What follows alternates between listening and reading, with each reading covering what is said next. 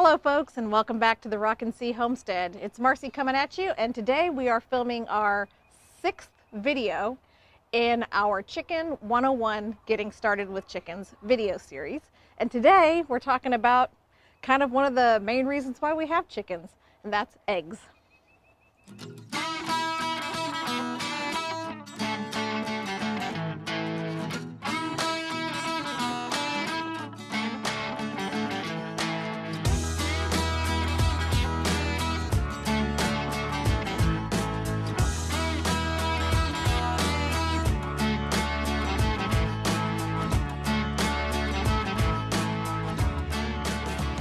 So the first thing we're going to talk about when it comes to eggs is nesting boxes. And they can be the wide variety of different kinds of ways you can build nesting boxes. We built the nesting boxes that are here in this coop based off the ones that were already here in the chicken coop that was on the property when we moved in. So that's kind of what we got here, just kind of basic boxes. You have to come inside to get them. They don't have the fancy flaps from the outside where you can grab the eggs that way. We like to actually come into the coop and kind of be a presence in there and be able to see the chickens and see how everyone's doing and if the coop's in good shape. It's just a great way to actually come in and inspect the area. So we have our coop, our nesting boxes all inside. And you'll notice in these we've just got a little bit of cedar bedding and, it's pine bedding and straw. And you'll also notice some golf balls that are in there.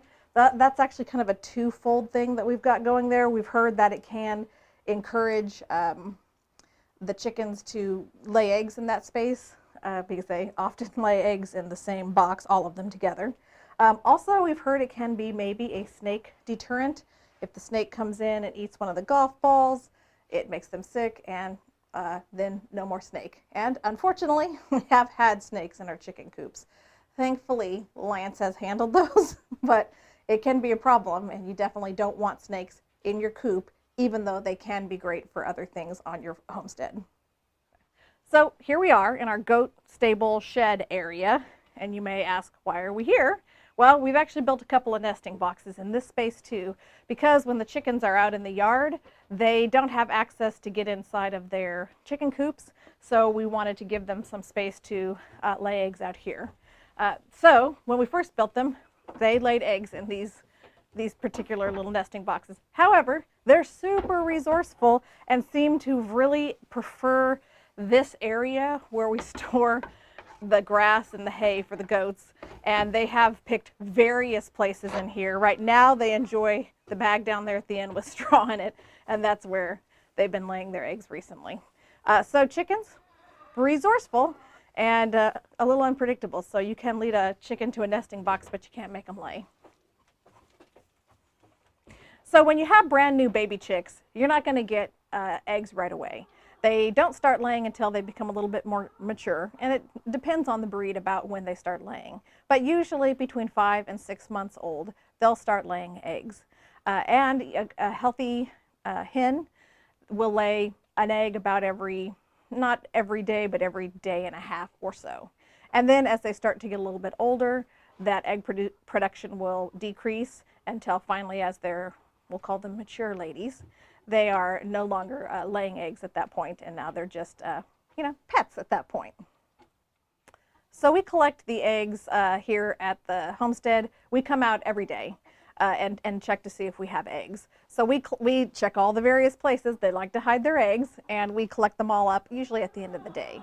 Not everybody collects them daily, but depending on the weather, you really should probably try to collect them daily. If it's extremely cold or it's extremely hot, it's best not to leave them out in the coop. So we come out, collect the eggs daily. Like I mentioned earlier, we don't have the kind of nesting boxes where you can reach in from the back and get them, although that's certainly a great method, and I've seen some really amazing YouTube videos on people who have pretty fancy and awesome looking nesting boxes. I like to actually be able to walk into the coop, see how everything's going, and collect the eggs, so it's a good reason to walk in and make sure everything's looking good. So that's something that we do daily, and I think that's probably a pretty good practice. So now let's talk about the eggs themselves. Since Lance is on the other side of the camera, I'll tell a story on him. Until we had chickens, he sincerely believed that all eggs collected at farms were brown. But that is not the case. There are a wide variety of different egg colors. We only have a few colors here at the Rock and Sea Homestead right now, but we're working on trying to maybe acquire some chicks that lay different colored eggs coming up in the spring. But right now we've got kind of your basic tan brown colored egg. We've got two that lay these kind of nifty green eggs. That's Paco and Boomer. And then a little Bok Bok, our little troubled hen, lays these little teeny tiny white ones, so cute. Oreo, who is our speckled leghorn, lays plain white eggs, but we noticed she hasn't laid any recently, so these are the colors that we have from the hens that are laying right now. So when you go out to collect your eggs, it's a good idea to take some sort of container to collect them in and bring them into the house. And there are many reasons for that, all of which Lance has proven the usefulness for a basket of this sort to collect your eggs. For instance, in your pocket, not the best place, because if you forget to take them out of your pocket, you got a squished egg in your pocket. Yes, we know that from experience. Also, just trying to juggle them in your hand while you get into the house and you're carrying everything else and your goats are jumping on you and the dogs want you. It's good way for your eggs to drop and get smashed. So having some sort of a container to collect them in is a good thing. If you do happen to break an egg out in your actual coop or out where the chickens have access to them, really do need to clean those up, because you don't want chickens getting into the habit of eating broken eggs, because it can lead to all sorts of problems with the chickens messing with the good eggs out in the coop. So if you break one out in the coop, make sure you clean it up. And if you do clean up your broken egg, which you should, make sure you actually take it somewhere and dispose of it where it's not going to attract wildlife and animals that actually like to eat eggs.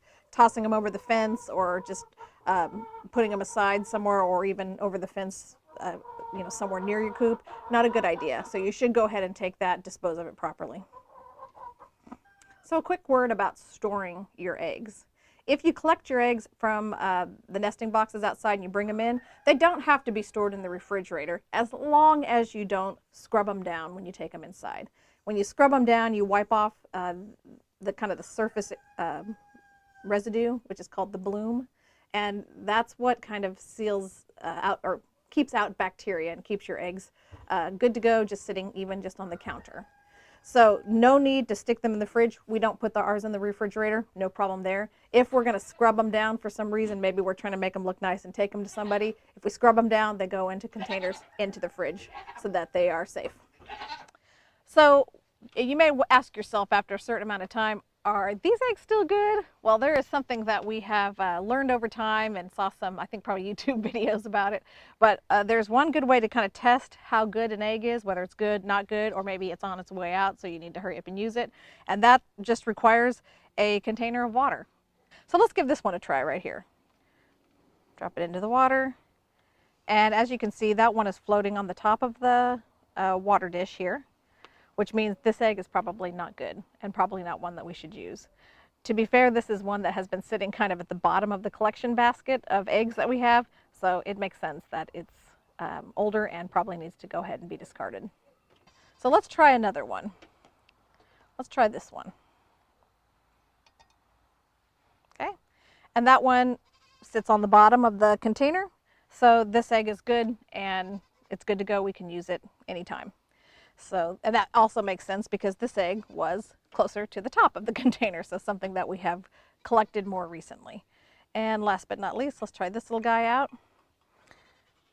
And once again, this one is kind of tipping upwards a little bit instead of laying flat down on the bottom. So the egg is still good, but probably one that we should use sooner rather than later. So one more word about storage. If you're planning to use the eggs to make deviled eggs, boiled eggs, something like that, you can store the egg with the small end of the egg pointing down. That helps to kind of center the yolk in the egg. That way, when you boil it and peel it and cut it for the deviled eggs, you have appealing looking boiled eggs to make your deviled eggs out of. Speaking of deviled eggs and boiled eggs, if you want to see a surefire way to have easy to peel boiled eggs, check out our video that we did on that not long ago. We'll put a little card right up here so you can watch and see what we do to make easy to peel boiled eggs every time. So that's all we have for today. Thanks for coming and checking out our video. We really do appreciate everyone coming and watching, leaving us some comments. We love to learn from you guys as you learn from us. And if you would leave us a thumbs up or a comment, we would really appreciate that. If you haven't already subscribed to our channel, you'll see that little subscribe button down there at the bottom of the screen. Go ahead and click that subscribe button, and also click that notification bell so that you'll know the next time we upload a video. So once again, thanks for coming back and checking out this video. We really do appreciate it. From our homestead to you, have a great day.